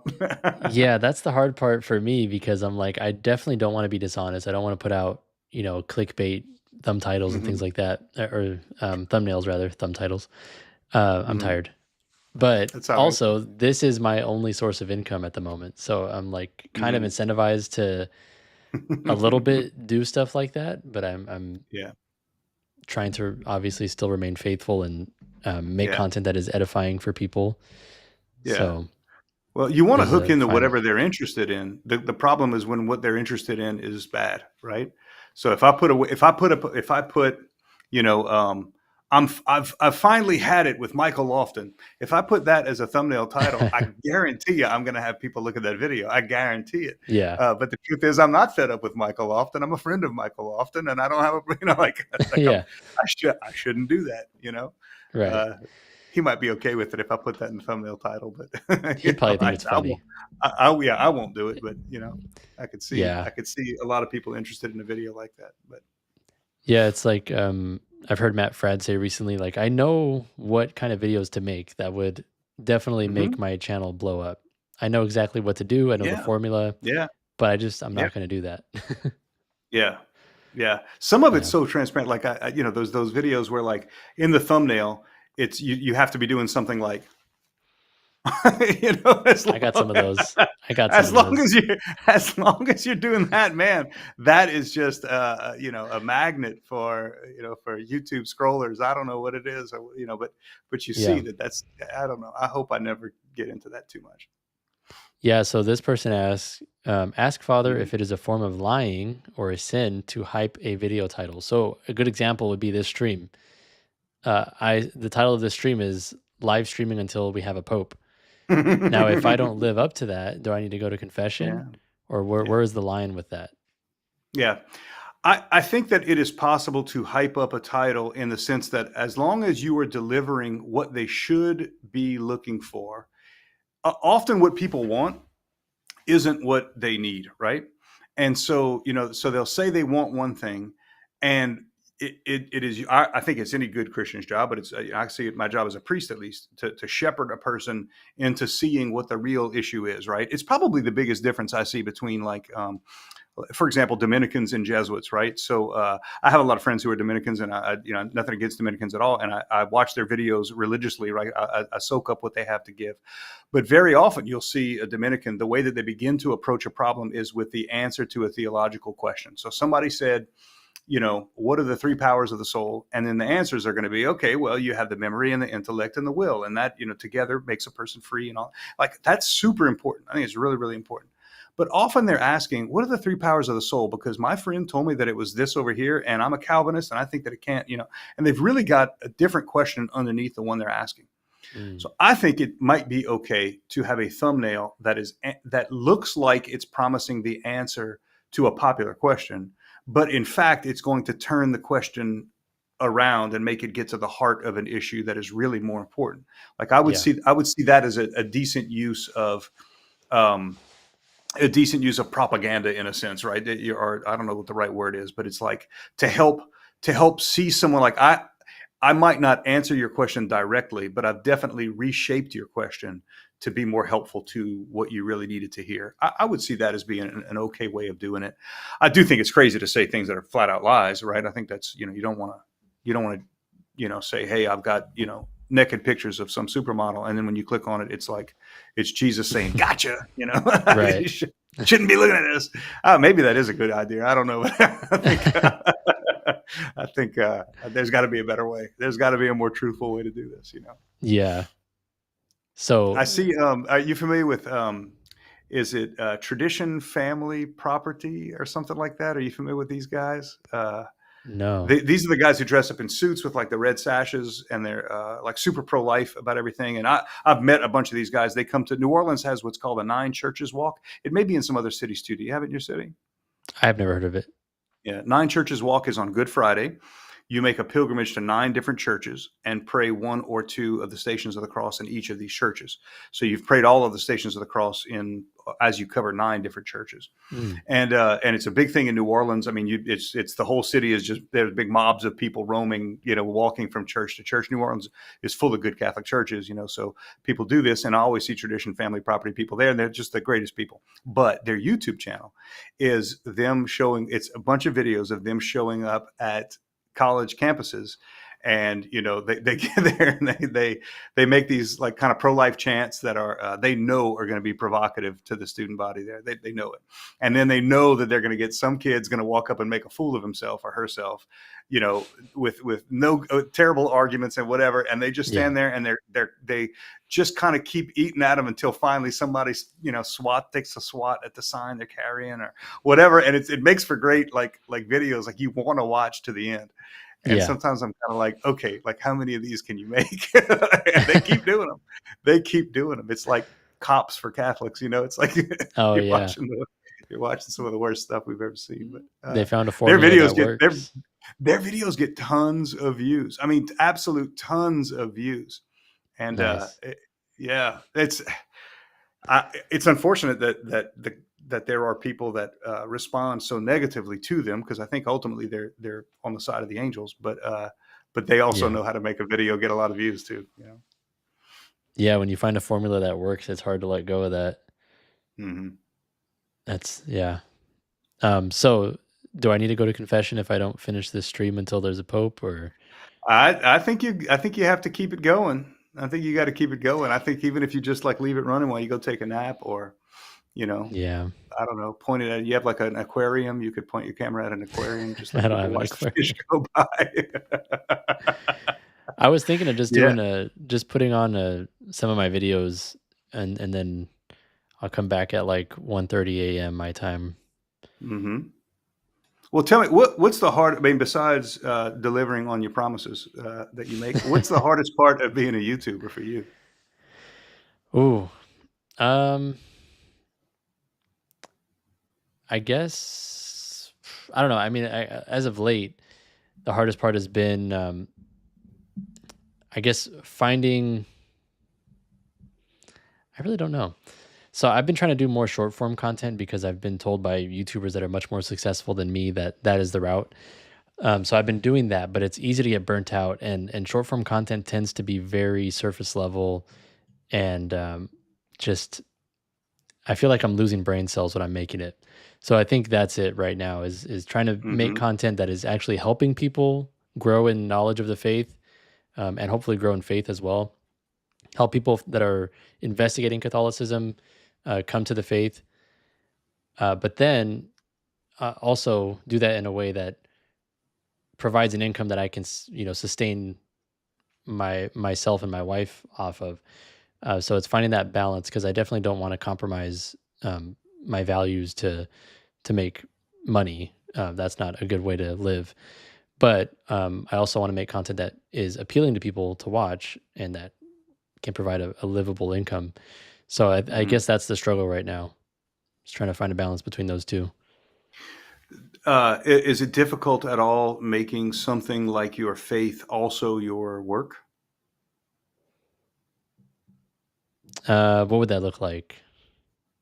Yeah. So, for example, somebody who works at McDonald's can leave everything about their home at home and show up in a uniform for McDonald's, do just what's needed there, and then go back home and say, I'm back home again. I mean, you've got, do you ever show up at Mass on Sunday and think to yourself, I could have written a better homily, and in fact, I think I'm going to make a video that's going to be better than this homily I'm listening to right now? Or, you just become kind of a professional Catholic, as opposed to, a genuine Catholic who's a professional something else, I mean, yeah, there's a struggle there. I don't have that problem with Mass so much. And in fact, that's one of the reasons I come to love Mass even more since doing this, is like, okay, I just turn my mind off. This is what it means to be a Catholic. This is why I'm here. This is the point of my entire life, is what's happening in this Mass.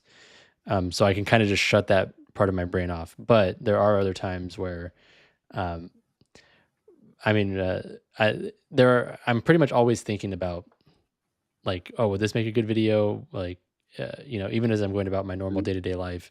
So it's hard to turn that part of my brain off. Even like I have a short video that I released, I think it was yesterday, that's doing really well. It was just a stupid joke of when your Protestant family asks you to pray and you're a Catholic, and I like break out a rosary. Yeah. So that came from my wife and I went to a friend's house, and he asked me to pray, and that was like I thought it was funny because they're all Protestants and my wife and I are the only Catholics. And so I was Mhm. thinking about it'd be funny if I would have done all that, but obviously I didn't do that. But I thought about it as like that'd be a funny just joke as a video. So like Uh-huh. it's hard for me to turn that part of my brain off sometimes, for better or for Yeah. worse. I thought that video was funny. I also thought at the same time, I was like, sometimes it feels like the opposite is true, right? So Yeah. when I hear a Protestant pray, it's always like, Father Lord, I just want to, Father Lord. And it's like, I know they're just thinking what comes next. Like, oh, I don't know what I'm supposed to say. Yeah. And they're trying to get their words together, try to sound right. And I'm like, man, like I always describe that as like trying to walk through the woods, right? If you, when you are praying prayers that are repeatable and you got to memorize all that kind of stuff, it's like you're walking down a trail, man. You can get where you're going really, really fast. Mm. But you could also miss a lot on the way. If you really want to see the forest, sometimes you might want to get off the trail and go down and check out some trees down there and look for a rabbit somewhere else or whatever. But get back on Yeah. the trail and you'll get where you're going.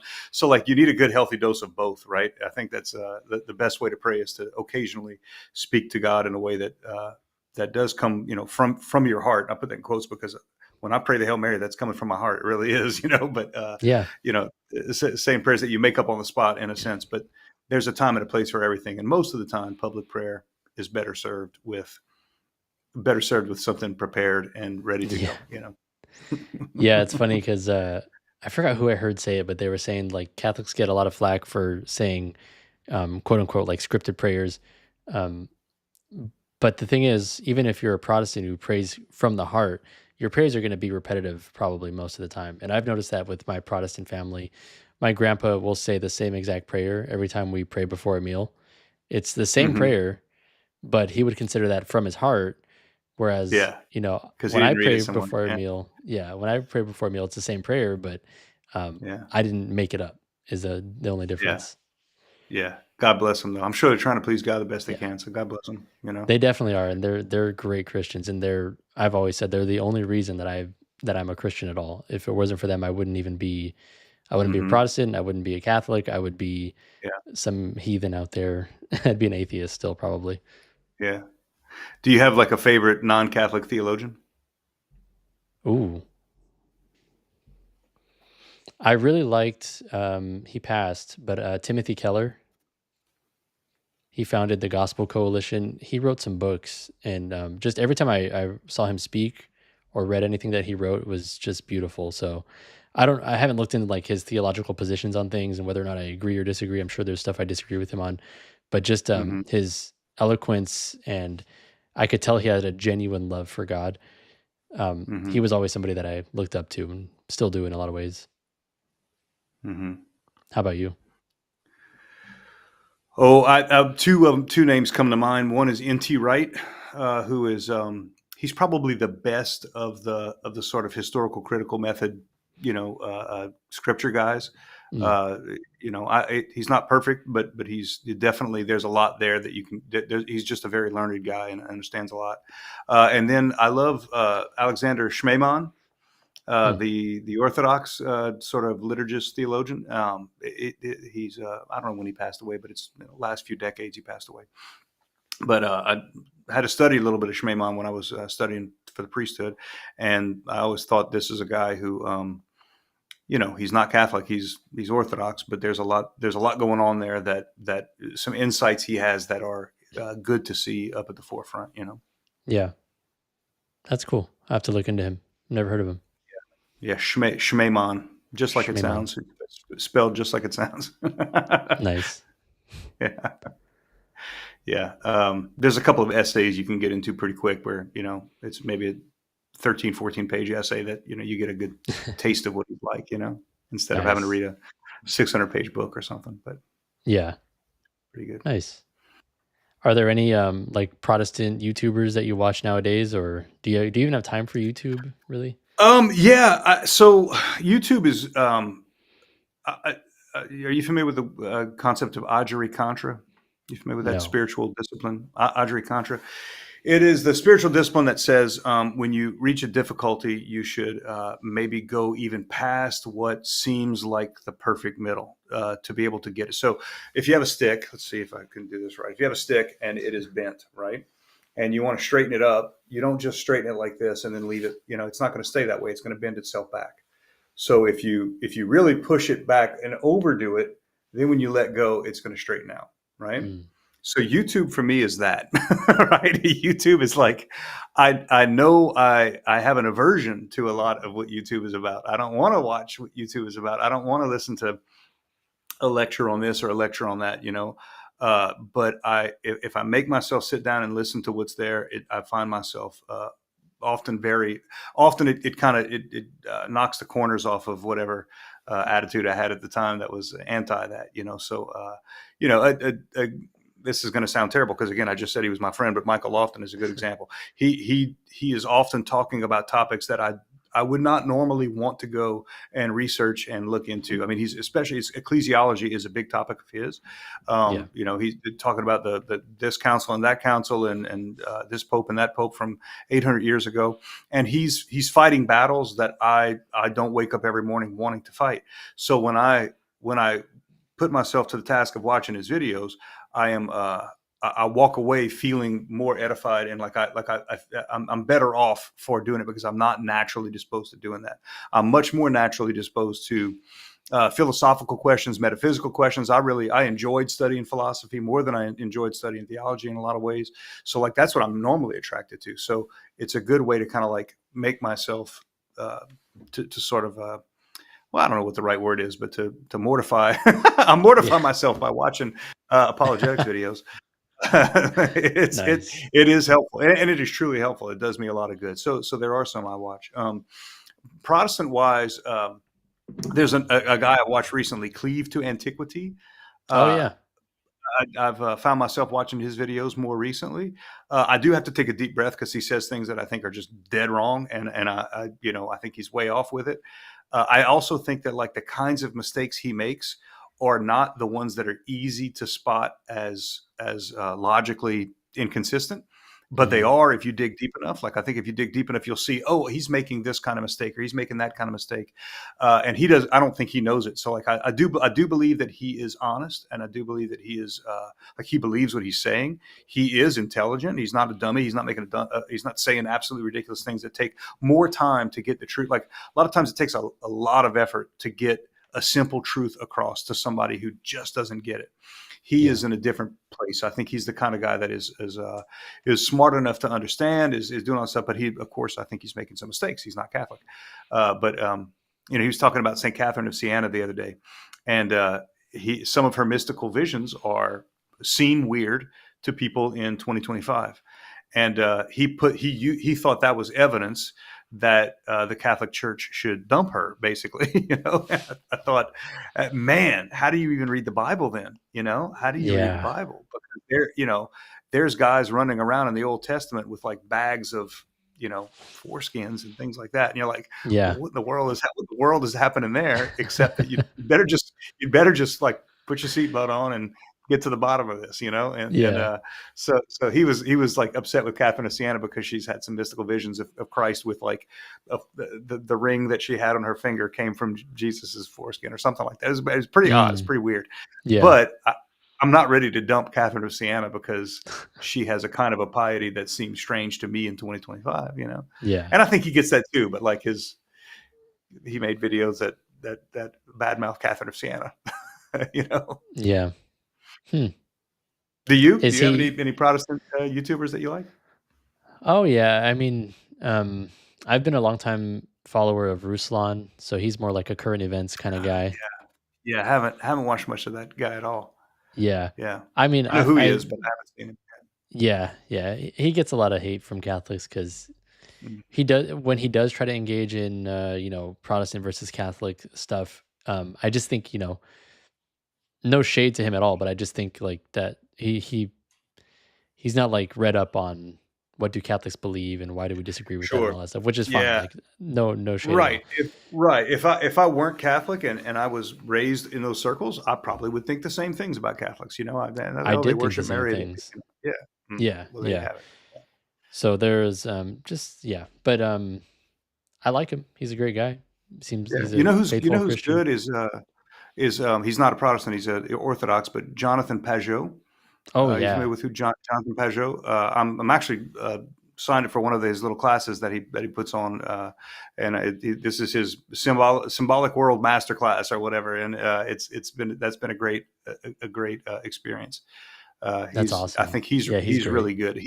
He's doing his best to put on a different mindset, right? So like, we're talking about the post-Cartesian world of understanding the world dualistically and all that kind of stuff. He's doing his very best to see the world differently and in a more ancient way, and I find it to be really, really good. And he is charitable towards Catholics, right? Yeah. He's not a Catholic, and I think he's happy being Orthodox, but he is. He's not taking every chance he gets to say bad things about Catholics. He often says, he often draws from Catholic stuff. Like, he recognizes he's a Westerner no matter what. So he can Mm. try to be Orthodox, but there's a Western mindset that he can't get away from. And he knows that Catholicism is actually the apostolic expression of the faith in the West is going to be Roman Catholicism. And so he doesn't shy away from that. He's Yeah. definitely not Roman Catholic, but he doesn't shy away from it. And I think he does a really good job of understanding that. Nice. Yeah, he's great. Everything I've seen him in has been awesome. Mhm. Yeah. He was like in that round table with Dennis Prager and Jordan Peterson and Jordan all those Peterson, guys, yeah. and it was like I just kept waiting to hear what he had to say every time. Nothing against the other guys, but like I was like, when Jonathan Pajot started talking, I was like, "Now there's the good stuff." There's Yeah. the there's the really good stuff. So Yeah. yeah. Same. He's great. You're All getting right. tired, Well, aren't you? I could tell. I'm very tired. You're ready to cut it off. Yeah, I think I'm gonna put on some of my videos. I might go for a walk, um, take a nap perhaps, and then I come back to it. Yeah, yeah. Get your rest. So keep it running. Keep the live stream running. Uh, Yeah, yeah, you need something like I don't know. You need a fishbowl, an aquarium. You need I something that's know. got something That's constantly true. moving that people can tell that it's a live video, not a still shot. Yeah. Yeah. Well, thank you so much for coming on. We got to do a video together or something Thanks for one of these having me. days. Yeah, I emailed you earlier, but I think I'll include I'll send you another email with my phone number in it, and if you ever need anything, you'll Oh at yeah, least that'd have be my perfect. correct phone number. Yeah. I don't know who I I wonder who texted. you I wonder who you were texting. Yeah, I wonder. Yeah. Yeah. Good. All right. God bless Yeah. you. All right. Thank you so much. God bless. We'll see you later. Bye bye. Bye. That was incredible. I feel like I'm just absorbing all the wisdom and knowledge today. Put on some lo-fi and take a break. I think what I'm going to do is put on some of my videos. Maybe that's not what you guys want. What are you guys tired of hearing me?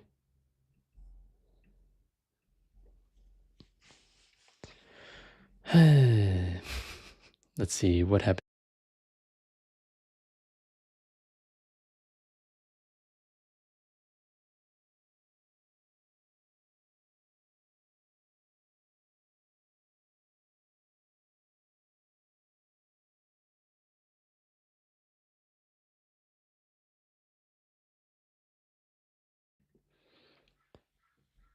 Everyone wants me to take a break. He does have a nice setup. Way better than mine. For now, until we build our studio. Just tap in Lepanto mixing music. Put the Rosary in Latin on repeat. Just call it. Should I just end the stream?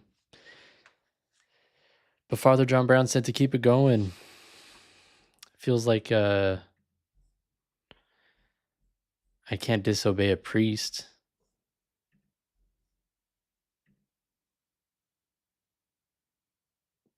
Call it and restart later.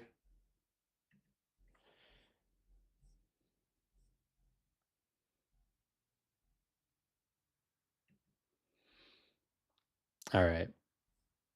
Everybody's telling me to call it. Suffer like the Lord. Confess later. I don't know who I texted. I texted somebody.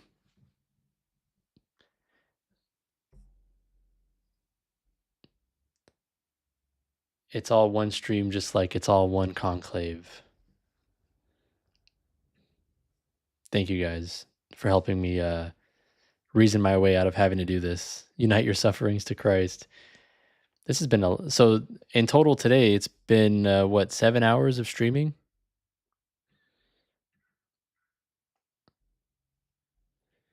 So I had a stream going, and then after about 5 hours, I dropped out to go eat. That was 5 hours and 15 minutes. Now this is 2 hours. So 7 hours and 15 minutes of streaming today. That has been pretty wild. You're going to be so cooked. Hibernation for a week. I can't afford to hibernate, man. This is my livelihood. I got to keep going, keep pushing. I like how you were trying shorts and ended up streaming this long. No food. You had your break. Lepanto, let's go. You're up. No mercy.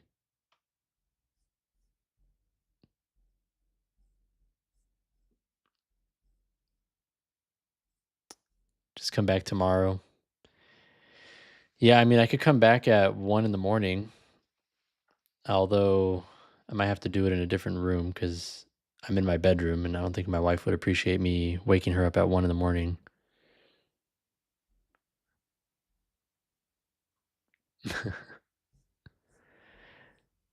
Okay.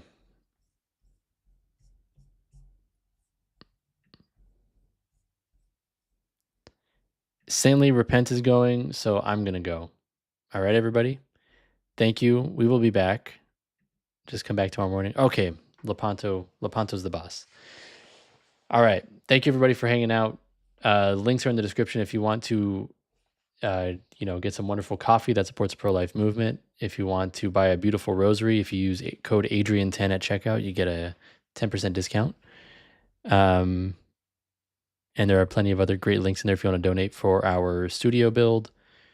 Plenty of ways to support the channel. Appreciate it, everybody. This has been a lot of fun, and I'm very tired, but it has been very fun. So thanks for everybody who has been hanging out with us. And I don't know how to speak because I'm that tired. All right. God bless y'all. Thank you. Bye.